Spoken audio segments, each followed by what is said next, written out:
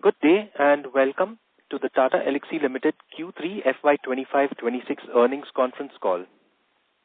As a reminder, all participant lines will be in the listen-only mode, and there will be an opportunity for you to ask questions after the presentation concludes.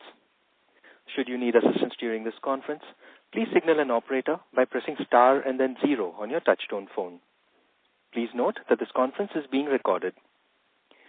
I now hand the conference over to Mr. Shashank Ganesh from E&Y. Thank you, and over to you, sir. Thank you, Lauren. Good evening to all the participants on the call. Good morning if you're logging in from the Western side. Before we proceed to the call, let me remind you that the discussion may contain forward-looking statements that may involve known or unknown risks, uncertainties, and other factors. Therefore, it must be viewed in conjunction with the business risk that could cause further result performance or achievements that differ significantly from what is expressed or implied by such statements. To take us through the results and answer your questions today, we have the senior management of Tata Elxsi, represented by Mr. Manoj Raghavan, Managing Director and CEO, Mr. Nitin Pai, Chief Marketing and Chief Strategy Officer, Mr. Gaurav Bajaj, Chief Financial Officer, and Ms. Sneha V, Company Secretary. We will start the call with a brief overview of the past quarter by Mr. Raghavan, followed by a Q&A session. We would appreciate your cooperation in restricting yourself to 2 questions to allow participants an opportunity to interact. If you have any further questions, you may join the queue, and we will be happy to respond to them as time permits. With that, I would like to hand over the call to Mr. Manoj Raghavan. Over to you, Manoj. Thank you, Shashank. A very good evening to all of you joining today for the Q3 26 investor call. At the outset, let me wish you all a healthy, happy, and prosperous New Year 2026. I'm happy to share with you that in the third quarter of FY26, Tata Elxsi delivered a healthy performance, growing 3.2% on a constant currency basis over the previous quarter. This was largely volume-led, resulting in better utilization and operating margins. Our transportation business, which now accounts for more than 55% of our overall revenue, grew 7.7% quarter-on-quarter. This growth was led by accelerated ramp-ups in SDV-led OEM deals won earlier in the year, and also normalization of work streams and programs with a strategic OEM client that was impacted in the previous quarter. Our media and communication business registered a marginal decline of 0.3% quarter-on-quarter. This is largely due to some seasonal furloughs in the last 1 to 2 weeks of December and delays in some deal awards and paperwork. We have continued ramp-ups and a strong foundation with the large deals we won in the year for this business, tractions with our renewed offerings, and a healthy deal pipeline. Our healthcare and life sciences business has bottomed out in the quarter with a runoff from the end of some large regulatory programs. Our investments in future-powered, GenAI-powered regulatory workflows is seeing market success with multi-year deal wins during the quarter.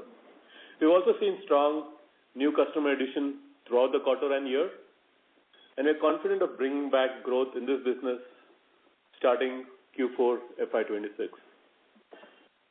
During this quarter, we performed well in key geographies of the US and Europe with broad-based growth across key accounts and verticals, while India did see impact largely from business from automotive suppliers. Our EBITDA margin improved by 220 basis points to 23.3% in the quarter, backed by operational excellence and improved utilization in line with business growth. Our PBT improved 200 basis points to 24.2%. This excludes a one-time exceptional item due to the new labor code. Overall, I'm pleased with the performance and resilience in revenue margins and customer additions throughout the quarter.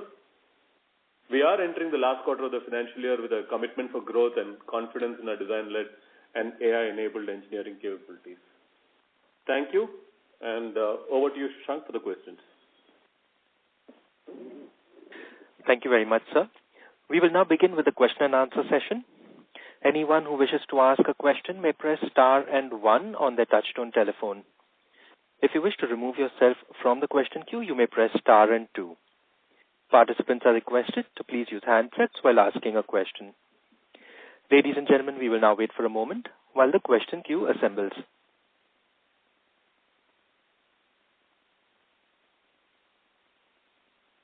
Our first question is from the line of Bhavik Mehta from JP Morgan.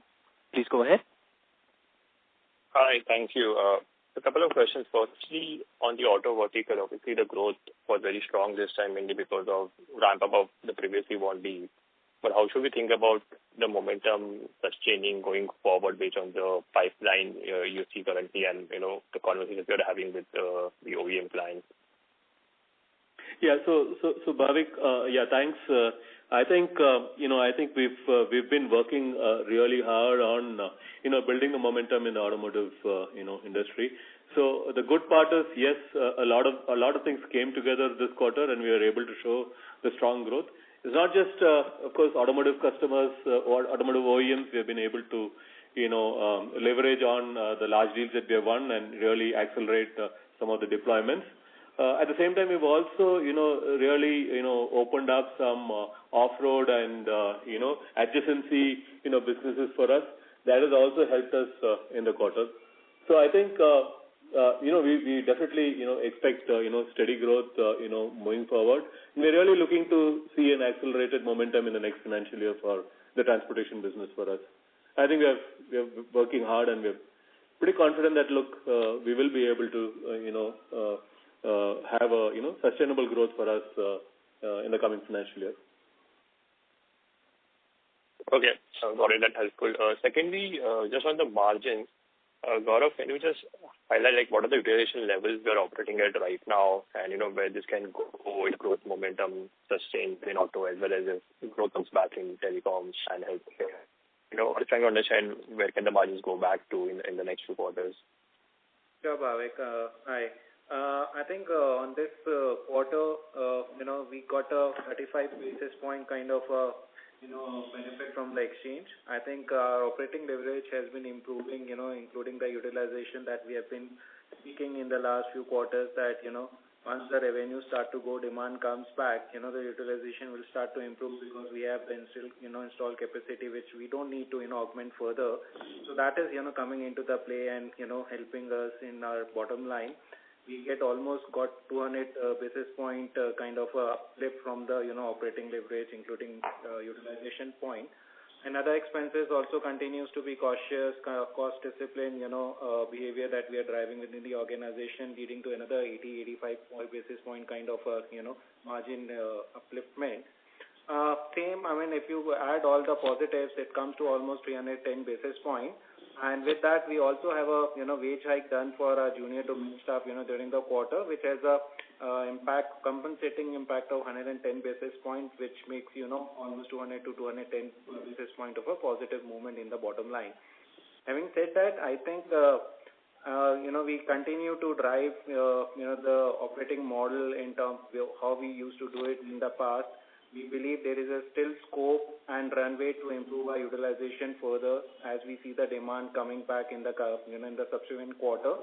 Hopefully, I think I cannot commit in the short to mid term, but we are very positive that we can go back to the margins that we used to operate at maybe in by the exit of the next year. But I think everything seems to be positive. We are confident that we will be able to move back to that trajectory where Tata Elxsi used to operate. Okay, thank you. Thank you. Our next question is from the line of Debashish Mazumdar from Swan Investments. Please go ahead. Hi, good evening to the management team and very good quarter. Congrats on that. So I have a question on the transportation vertical. The 7.3% kind of growth that we are seeing quarter on quarter. Can we get a qualitative breakup that how much is because of the anchor customer coming back and how much is because of the growth in the other customer, and what kind of growth you are seeing from the ramp up of the recently won deals? Yeah, so there are multiple factors as I discussed in the earlier question, right? Of course, it is the ramp ups of the large deals that we have won. Of course, as we reported in the last quarter, we had one of our customers had an issue, and in this quarter, we had some accelerated ramp up of the deals that really were put off from the previous quarter, right? That actually has also helped us. And apart from that, we have, growth from our adjacency business. So I would say all three of that put together has really helped us to show this, good growth for the automotive sector. And I think, and that's the confidence that we have that look moving forward and moving to the next financial year, we believe we are on the right trajectory, and we should be able to leverage the capabilities that we have built, the teams that we have built, the sort of investments we have made in our platforms and products. I think all of this gives us the confidence that look, automotive should really help us accelerate our growth rate in the next financial year. Nitin, if I just a follow-up, if I just connect your transportation growth and Europe growth and top 5 customer growth, it seems to be a large part of the delta in this quarter-on-quarter 7.3% growth is driven by the anchor customer. So is my understanding correct, or it is equally distributed between the three segments that you have just explained? If you look at the top 5 or the top 10 accounts and so on, what we've also been seeing is that we have seen a lot more automotive customers come into that band, right? Especially because of some of the large deals that we have won and how we have been, accelerating. So yes, I think it's a combination of, multiple of these large wins that are really accelerating our top 5 and top 10 customer base. Okay. And YOY, the transportation vertical is still not back to the previous levels. So is my anchor customer is back to the earlier trajectory, or it is still like 1 or 2 quarters away? Sorry, what was the second part of your question? So my anchor customer is back to the previous run rate, or it is still 1 or 2 quarters away? I know we are still not up to the previous run rate. So still, as you rightly said, we have maybe a quarter or so more catch up to happen, quarter or two, as you rightly said. So I think that is also something that we are working on and seeing how we can accelerate that part. Sure. One last question, if I may.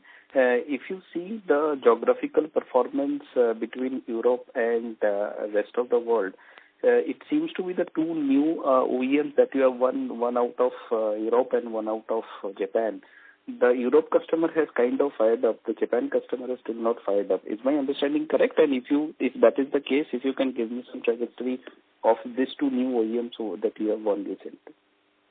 So you're right. I think the European customers, we have been able to ramp up. The Japan customers, actually, we have ramped up the previous quarter. So in that, it's not as if that customer has not ramped up. We've already ramped up, and I think we are at a phase of consolidation, and we will, eventually moving forward, there will be, additional activities that we'll get involved in, right? So we can't look at it from a 1 quarter perspective. Sure. Understood. Thank you very much for answering my questions. Thank you. The next question is from the line of Vimal Jamnadas Gohil from Alchemy Capital Management Private Limited. Please go ahead. Yeah, thank you for the opportunity, and team, great comeback, especially in the automotive vertical. We just wanted to get a sense, sir, on you mentioned a lot of factors that have contributed to this revival. What's the sense on macros? Are we seeing receding headwinds, or has the performance been up to the mark despite the headwinds still being what they were in the past year that we've seen? So I think at a very, very high level, macro level, headwinds are still there, right, from an industry perspective. But the good part is, look, our value proposition stands out very strongly. And, that gives, especially customers in Europe and US and Japan, right, to really look at, hey, Tata Elxsi provides the sort of best, value from, best cost country location and, proven offshoring capabilities and, ability to execute large complex programs and so on. So I think all of that, is really helping us, navigate, times are still tough, right, out there in these markets. But I think that gives us the confidence and our customers the confidence that, look, this is the right step to take. Understood. And sir, Manoj, on healthcare and media and comms, how should we look at these 2 verticals going forward? Your commentary suggests that growth might be on its way starting Q4, Q1. should we look at a similar trajectory what transportation is delivered, or will it still take some time? No, so we are working really hard on it, right? So 50% of our business is now in a decently good shape, right? And the remaining 50% is something we are hoping that will come in good shape in a quarter or two, right? Definitely the media and communication business. Some of the large deals have actually ramped up. We are in the process of bidding a couple of large deals, and outcomes will be happening, will come out pretty soon in this quarter, right? So I'm pretty confident that Q4 we should see some positive signs in our media business, and it's been a long journey, a lot of hard work the teams have put in. There is some light at the end of tunnel, I will say, and hopefully Q4 will be able to show some good performance in the media and communication space as well.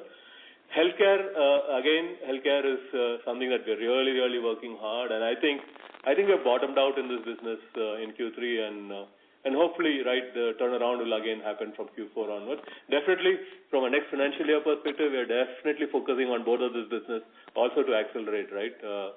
So that's what we are working on, and I think we have a good clear oversight of clear line of sight of where both of these businesses are heading to, and I think I'm pretty optimistic in the midterm, at least in the midterm, right, that we will be able to turn around both of these businesses. Great to hear that, Manoj. Just one question on hiring. So how do we look at, so in this particular quarter, Gaurav, if you can just quantify or maybe give a qualitative comment on how much of margin improvement or has happened because of the headcount rationalization that we've seen, and given the fact that we are now seeing growth ramping up, do we see hiring coming back into positive trajectory, and will that offset some of the gains that we've seen in terms of margin gains? Yeah, so Vimal, I think I answered that in the previous question asked by Bhavik. I think this quarter we have an operating leverage of about 200 basis points into our bottom line, and we still have a little bit more scope to improve our utilization from here on. And I think the future model itself should not be revenue tagged to the headcount. That should not be the proportionate or the linear way of looking the revenue to the headcount. I think that model is undergoing a change, and we are very cautious, and we are looking in terms of the productivity of whole, including the AI kind of a productivity into our business models. So I think that we'll continue to work on those models, and giving when the headcount will increase, I think we will take approach where we need the people, specific skill set are required, niche expertise are required. We will very calibrated hiring we will do from here onwards, and depending upon the demand we will see how many people have to be brought in. But I think going forward our methodology would be to calibrate the demand, the supply, and then what would be the most optimal model to continue to deliver on a almost towards 80% utilization. Yeah, so just to add there, I think we still have leverage from improving our utilization. So I think it's a quarter or two away before we really, of course we'll start thinking of hiring and so on, and we would do it in low numbers, right, especially to meet certain specific customer requirements and so on. But large hiring, I think, is still either a quarter or a couple of quarters away, and we will want to leverage on improving our utilization in the short term, right? So that's where our focus is. Perfect. Gentlemen, congratulations once again, and best wishes for the quarter. Thank you. Thank you. Thank you. Our next question is from the line of Amit Chandra from HDFC Securities. Please go ahead. Yes, sir. Thanks for the opportunity. So my question is on the transportation vertical. Obviously, we have seen very healthy recovery, but in this recovery, all the deals that we have won has been fully ramped up, or we can see some more ramp up in the coming quarters. And also in terms of the the top OEMs in the Europe and the US region, how you are seeing the spending patterns, in terms of in terms of recovery, in terms of their discretionary spends, and in terms of decision making.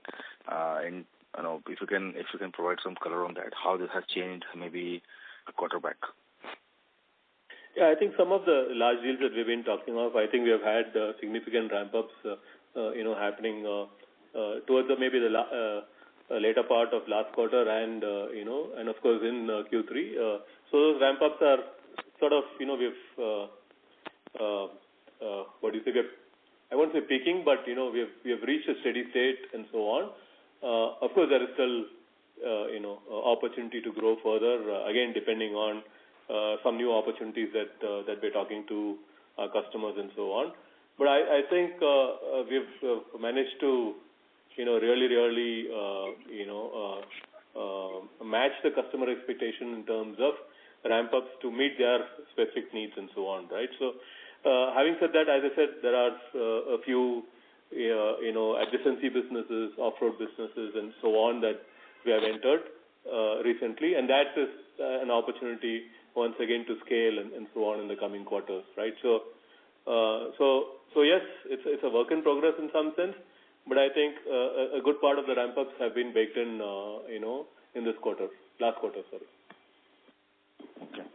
And in terms of the OEM commentaries and the spends in the specific areas, and in terms of the like decision making and how you're seeing in this quarter versus what it has been 6 months back. Yeah, see, decision making at times are still, I would say, a little bit slow, right? Of course, customers are making decisions and so on, but they're making very careful, calculated decisions, right? So, to that extent, I think it all depends on the value proposition and what you stand for, right? What sort of, problems at the customer end are you going to address based on your business model, right? So that's the key, and that's something that we have been sharpening, over the few quarters, right? And I think we have a very, very good value proposition for our customers. Yes, decision making will still take some time, but customers are definitely willing to spend, based on the value proposition that we are putting on the table. Okay. And so in terms of the operating leverage, obviously we have seen some good operating leverage coming out in this quarter. But now, if we just, because we have, in last year when we saw a decline, we have maintained the capacity. But till what level of growth we are funded in terms of capacity, and we don't need to add? If you can give some color on that. So what is the kind of margin I think we have expansion addressed that question in the previous question as well, right? So we are operating at around 75% today, and we can go all the way up to 85%, right? So we are targeting to look at least moving around to 80%, right, before we start adding capacity and so on. So I think we do have operating leverage from a bench perspective. And it is not that we are not hiring at the moment. We are hiring, but I think we are hiring selectively where we have those positions required to be fulfilled. But as we mentioned, the large-scale hiring probably can be waited. Can be seen after maybe a couple of quarters from now. Okay, so thank you and all the best. Thank you. The next question is from the line of Ankur Pant from IIFL. Please go ahead. Hi, am I audible? You are audible, sir. You may proceed. Yeah, thank you for taking my questions. Congratulations on a good set of results. My first question is on the transportation vertical. So, would you put down this performance mostly because of an anticipated ramp-up that we were expecting from 1H itself, or would you also attribute it to some extent to an improvement in the demand environment? Do you see that? And in a similar vein, now having registered a strong growth in 3Q, it sets up a high base as we head into 4Q. So would we be able to see this kind, not this kind, but would we be able to see growth on this number? How do you look at it? I didn't get the first question clearly, but okay. From a second question perspective, yes, of course. I think based on the order book that we see and based on the sort of funnel that we're looking at, right? I'm pretty confident that we will be able to grow over the numbers that we have delivered, right? So that's of course what the teams are focusing on. What was the first question about? Was it demand environment? Yeah, that's right. Yeah, my question was that the growth was primarily driven by the ramp-ups that you were already anticipating, or did you also see an easing in the demand environment to some extent? It's both, right? I think, of course, we were able to successfully ramp up some of the deals that we have closed, and that was really, and also, we pulled down, as you know, right, we had an issue in one of our customers, and that really, there were a lot of pent-up demand, which we really pulled in this quarter, in the last quarter, right? And that also helped us to really accelerate in the quarter. And regarding new demand and so on, yes, of course, there are deals that we have won, and we've talked about, especially in the adjacency space that we're looking at. So those are all new deals that will add, add revenue streams again in the subsequent quarters. Sure, thank you. And my other question is on utilization. Now, it's an important margin lever going forward, but given that we work in three different verticals, with not a lot of fungibility between employees, you ideally would need even the media and communication growth to pick up before you can actually move utilization to north of 80%. So is it possible to move it upwards to 80-85% without a proper recovery in the media and communication vertical? That's what we talked about, right? We are hoping that both media and communication and healthcare, which contributes, 45-50% of our revenues, right? That is something that we are very confident that we should be able to recover, and we've been working over the past few quarters, I would say, in terms of new customer outreaches and some large opportunities that we have placed our bids, right? And we strongly believe that some of that will turn around in this quarter, in Q4, and that will also help us accelerate or I would say improve our utilization. So it's not just only automotive business. It is both media and communication and healthcare, which is going to help us achieve a better utilization. So definitely. And my final question is, in 1Q you had guided for, not guided for, but you had aspirations of a double-digit growth in both transportation and healthcare vertical heading into FY27. Does that remain intact, and for the overall organization? Yeah, so that is the aspiration from our next financial year perspective, if I understood your question right. So that is what our internal planning, and that's what we are aiming for. And we believe that, if we can get a strong momentum in Q4, right, and leading into quarter one of next year, I think we should be able to achieve those objectives. Thank you. Perfect. All the best. Thank you. Our next question is from the line of Abhishek Shindatkar from InCred Capital. Please go ahead.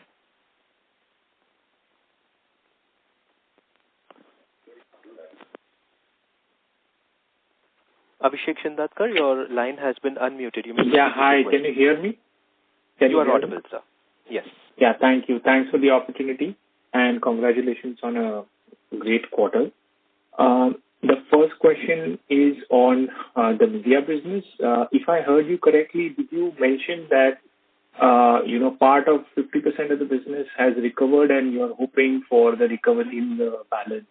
Is that comment related to one of the larger accounts? And if yes, any status in terms of bottoming out of challenges in that account? That's first. And the second, to Gaurav sir, you mentioned the wage hike impact for juniors in this quarter. Can you also quantify the impact that could come in the fourth quarter for the wage hikes for the remaining people? Thank you for taking my question. Yeah, so if I understood your question correctly, you're talking of the media and communication business, and you're talking of the what challenges in the top account, right? I don't think we have any challenges there in that account. In fact, that has been growing pretty well. So the confidence is from a number of other customer outreaches or a number of other bids that we are placing, right? So we strongly believe that a few of them will come to a closure in this quarter, and that will sort of start the sort of recovery for our media and communication business. Healthcare business as well, we have a similar sort of a situation, and we definitely want to get both of these businesses also on a growth path as we enter the next financial year. So that's what we're focusing on.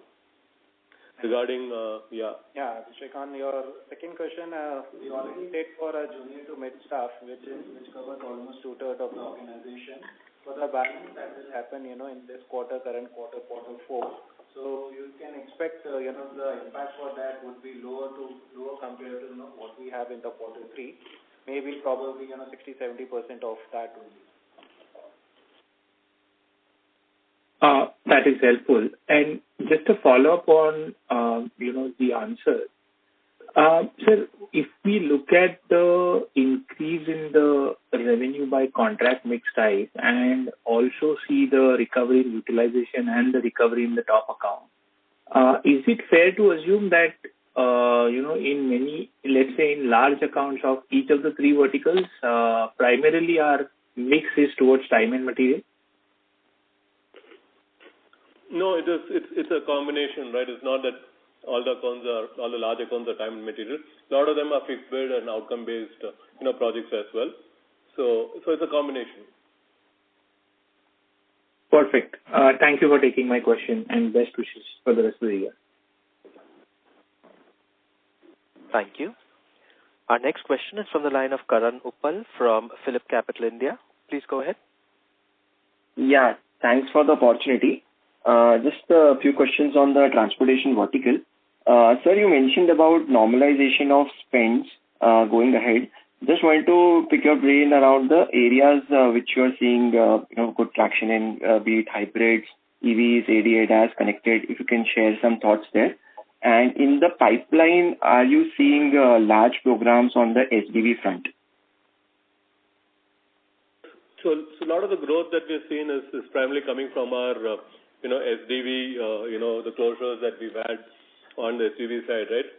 So of course, as you know, we also have our own SDV suite called Avenir, and that is also bringing in a lot of traction for us.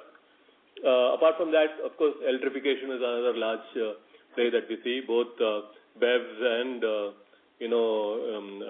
hybrid platforms. So new platform development is something definitely we are seeing.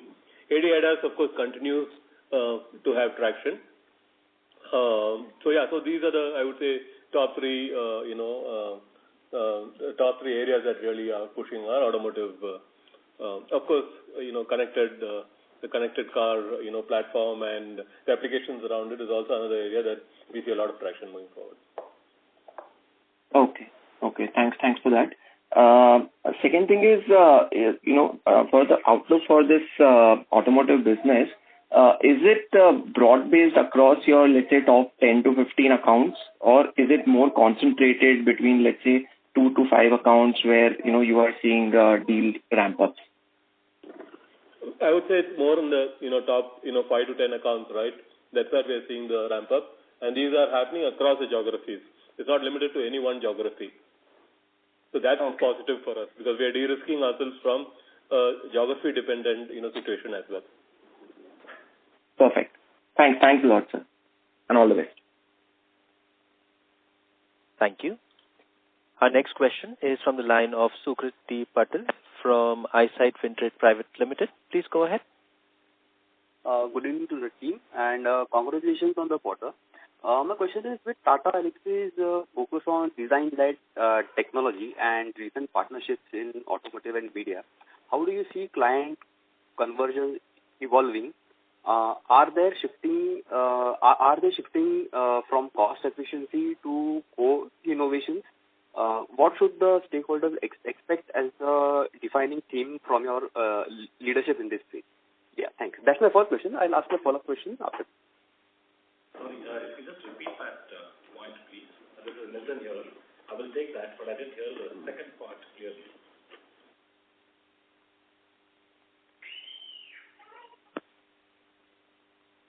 Sukrit, we request you to please repeat your question. Yeah, okay. My question was, with Tata Elxsi's focus on design-led technology and recent partnerships in automotive and media, how do you see client convergence evolving? Are they shifting from cost efficiency to co-innovation module? What should the stakeholders expect as the defining theme from your leadership in this phase? Yeah, I think, just to clarify, I think the two are not exclusive in the sense that they tend to run together. I think in both industries, there has been extremely strong pressure on bottom line, especially because your top lines are not growing too well. Market share is now going to be climbing, given the competition, for example, in the automotive space from the Chinese and so on. So there's a clear mandate that, look, whatever you do, you'll have excellent technology, but at the same time, you'll have to deliver on cost.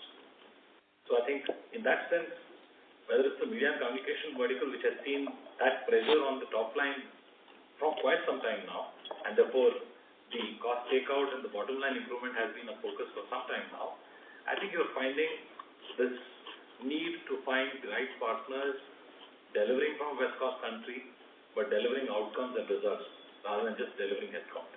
I believe that is really what will carry us forward. Okay, thanks. My second question is to Mr. Bajaj. On the financial side, speaking beyond margins, how are you thinking about capital allocation in this phase, like balancing dividends or investments in automotive innovation centers or any digital partnerships down the line? Do you see scope for a shift in capital deployment over the next 1 to 2 years?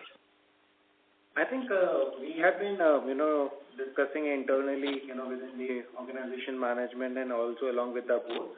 Of course, there are certain plans that has been, put into the place, and we have been, tracking on those plans. At the appropriate time, I think we will let you know in terms of, any outcome or change in the capital allocation approach from our side. Probably we announced in terms of during the Q4 year in terms of during our AGM in terms of what would be the the distribution that we do.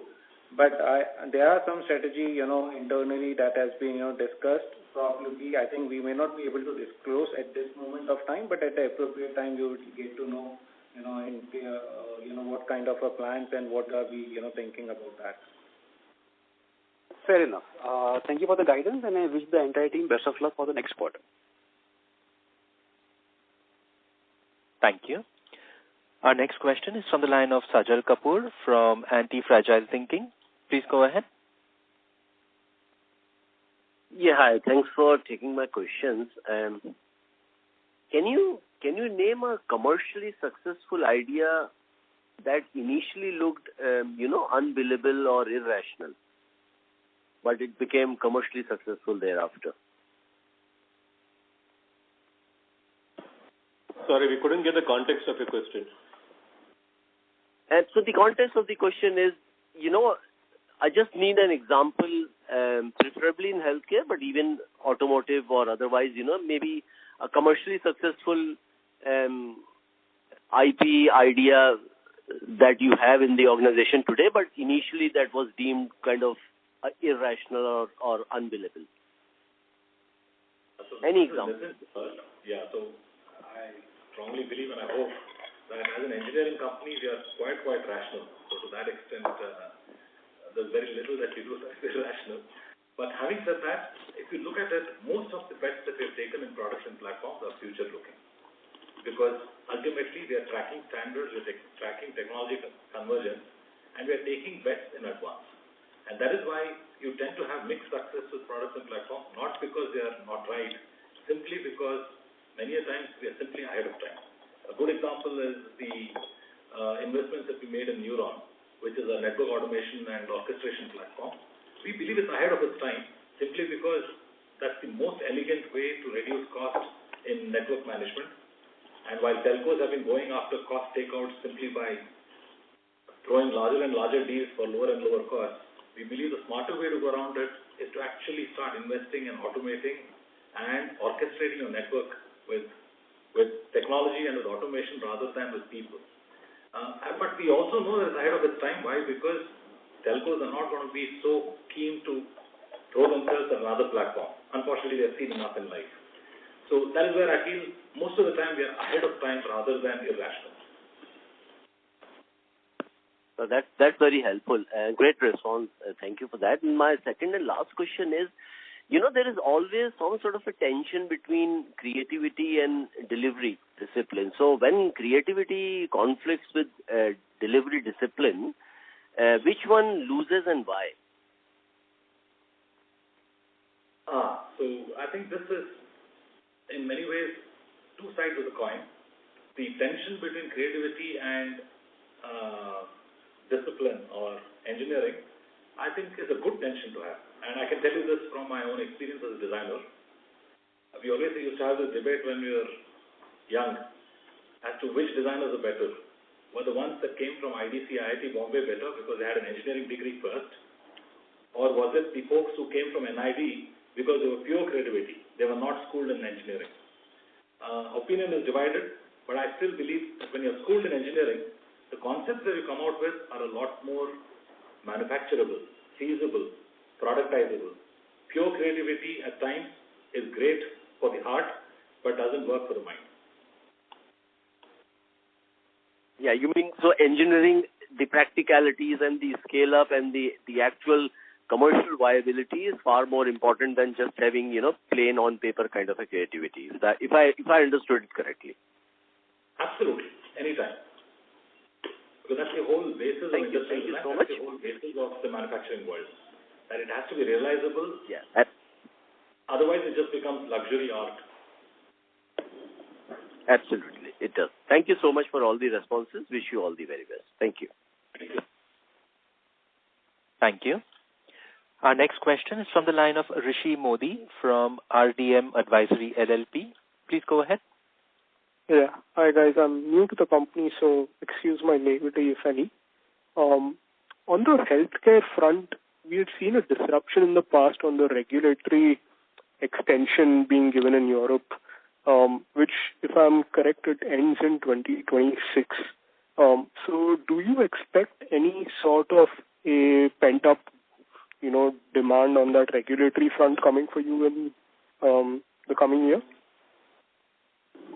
No, I don't think there is as a pent-up demand. In fact, the regulatory piece of our business is, over a period of time really, gradually, coming down. In fact, what is happening is we are moving all that regulatory, the sort of manual regulatory effort to more AI-based, digital sort of, focus. And I think we have been able to successfully, move there. So I don't think there will be a pent-up demand per se, but we are hoping that using AI, Gen AI, and so on will really help capture a larger piece of work that otherwise would have to be done manually and so on. So there could be some sort of acceleration based on the digital technologies that we bring in, but it's not due to the runoff in 2026 and so on. Okay, understood. Secondly, I wanted to understand our rationale on the defense business.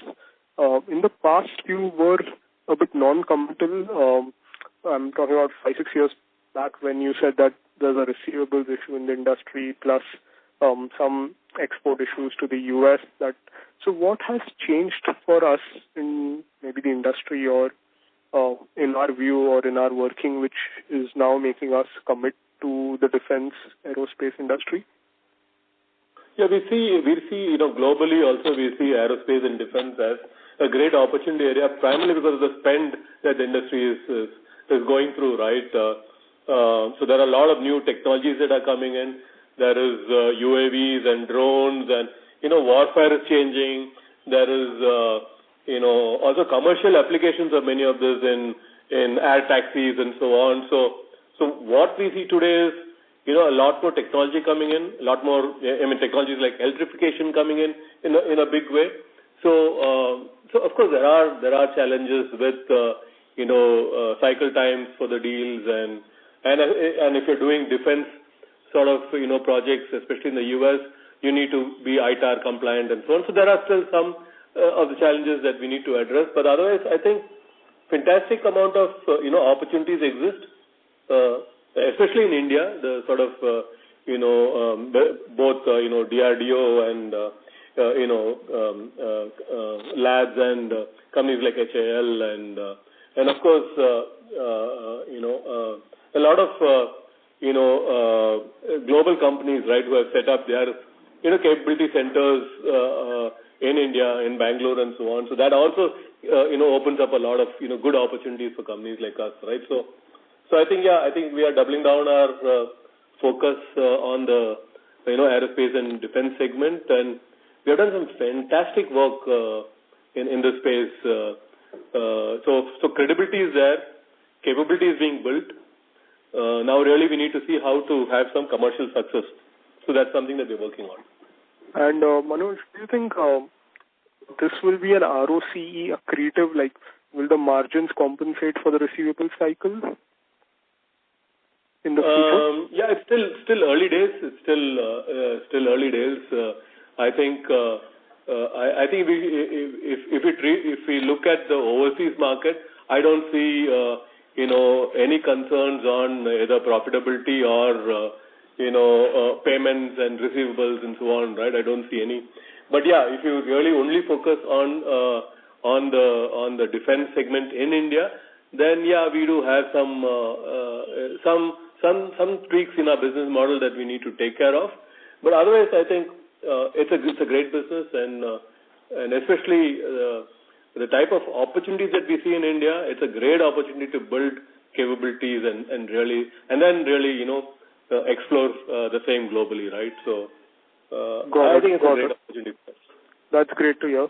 Finally, just a quick one on the non-PV transportation, which is the off-highway construction equipment railway that we had entered into. We'd guided for 20% of our transportation revenue coming from this segment in, I think, we'd guided for 3 years back then, but I think we've overshot. But just wanted to understand, where are we in that journey? Are we still tracking that 20%, and when can it be achieved?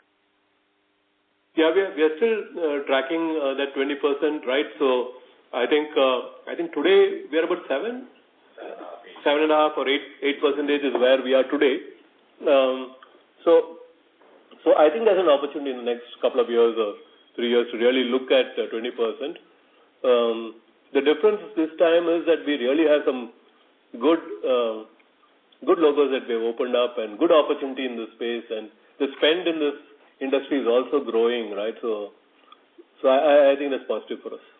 So we are at that point where we have a right to win that business. Like, we've gone through that phase where we've established ourselves, and do you think like this adds up to our revenue in the next couple of years and we get to that 20, like an extra 5-10%? That's what we hope for. Of course, it's a smaller market as compared to the automotive market. So to that extent, we need to be a little careful, but I think the opportunity exists. All right. Great. That's good to hear. I'll come back in the queue for a more conceptual question, but if there are others, you all can go ahead. Thank you. Our next question is from the line of Sulabh Govila from Morgan Stanley. Please go ahead. Yeah, hi. Am I audible? You are audible, sir. You may proceed. Yeah, thanks for taking my question, and congrats on a good set of results. I had a couple of questions. So first is with respect to growth in the near term, I just wanted to understand, just want to check my understanding if that is correct. So what we spoke about from a 4Q perspective or a near-term perspective is that we are expecting a recovery in both media and healthcare verticals versus what we did in the third quarter. And even in the transportation vertical, while the SDV deals are largely in the steady state, the top account still has to return to the peak run rate, and there are other deals in adjacencies which are ramping up. So shouldn't 4Q is similar to better than 3Q from a growth perspective? I mean, I'm just trying to understand, is there anything we should keep in mind which can change that trajectory as we enter into 4Q? No, we don't want to give any indicator at this point in time, right? So we don't do that, but we've talked about, and you have rightly paraphrased all what we talked about, right? So I think your analysis is perfect. Sure. Thank you. And the second question is on the utilization bit. So in the past, we've always talked about reaching a peak utilization rate of 80% odd. While today, it may be the first time we ever spoke about potentially reaching our 85% levels. So just trying to understand, is there anything which has changed structurally for you in the delivery organization, from a workflow automation perspective, which is changing this thought process on the utilization levels? If I may, I think, and if you can hear me, Sulabh, this is Nitin here. I think historically we have hit 85-86% at the peak of our growth. It's just that at that time we did not have all the benefits that come from what you have now as tools and technologies. So technically, at that time, we felt a little constrained that, look, 85-86% kind of stretches a little too much, and we don't have enough room to maneuver.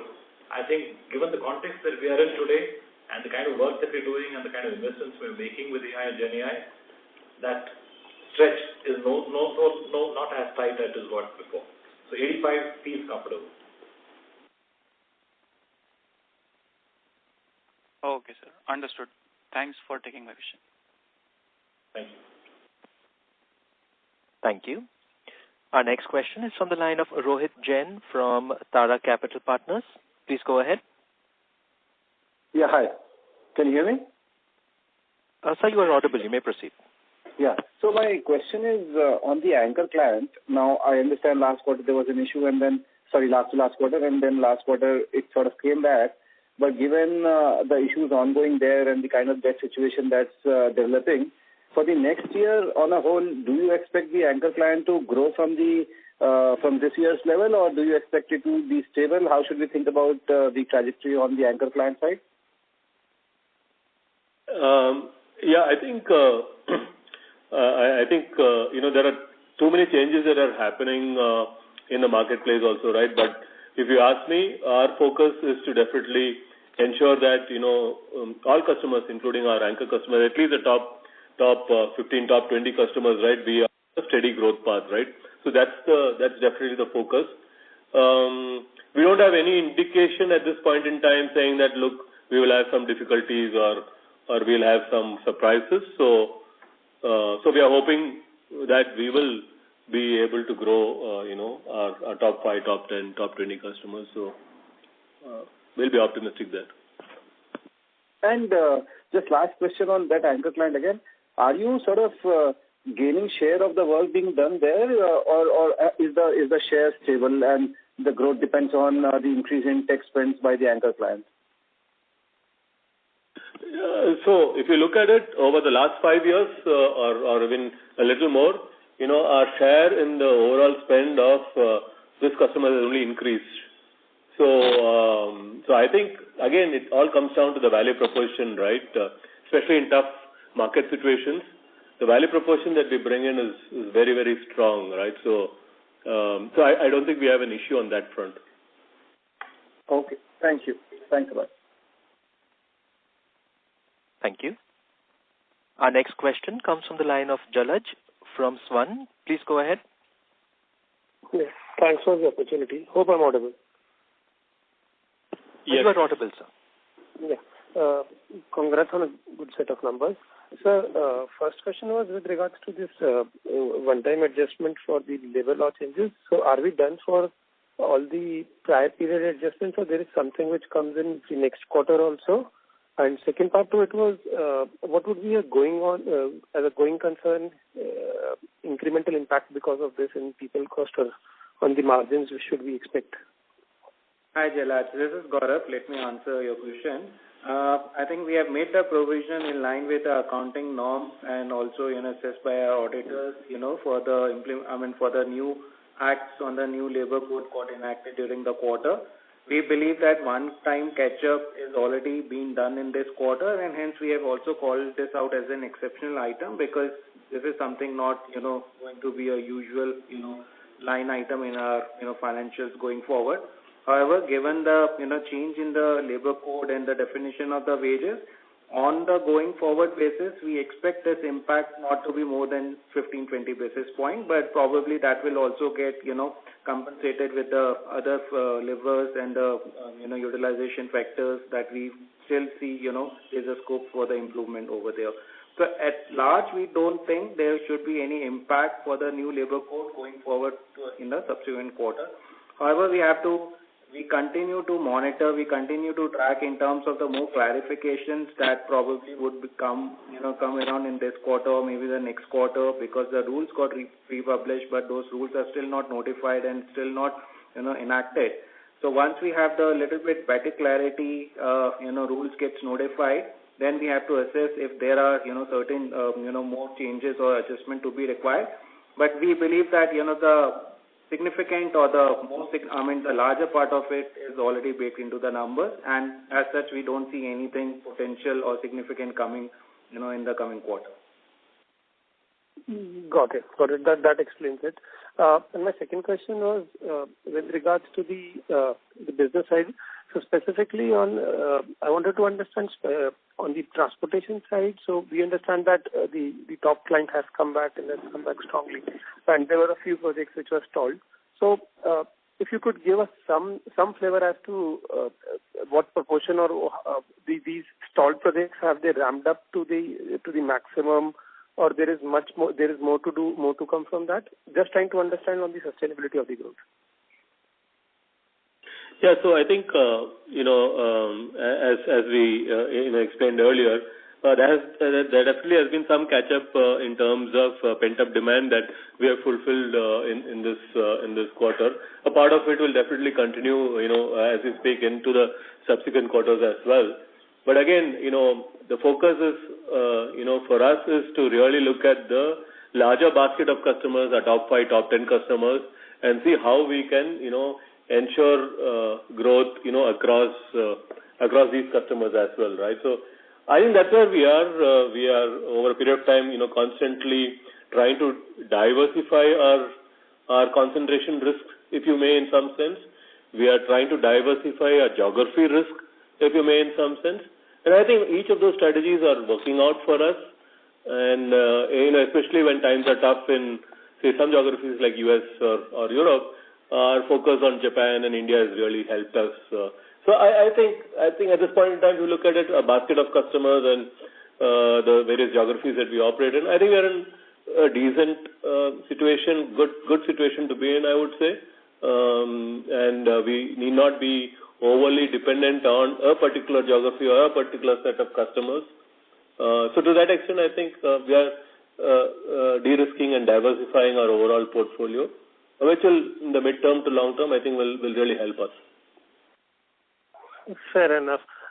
Just a quick one on that. So the newer projects, what we alluded to, the newer ramp-ups and the newer clients, are they the peak? Are the margins for these projects comparable to the peak margins we used to do historically, or they are slightly at a lower price or a lower margins because of whatever has happened in the transportation vertical assets, because of the tariffs and otherwise pressures?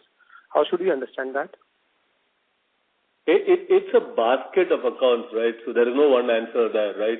Depending on criticality of a particular customer or the skills or capabilities that, that we need to bring in, we look at the margins accordingly, right? There's no set rule that, look, this is the only margin that we would operate on and so on, right? At the end of the day, it's our responsibility to really uplift the overall, margins, in the business, right? And that's what we're focused on. How we do it, we take a portfolio approach, or how we do it is entirely dependent on, what do we see in the marketplace, what skills do we need to bring in, and what value are we creating to those customers, right? Based on that, we would really, price in the deals, and, the margin movement will be according to that.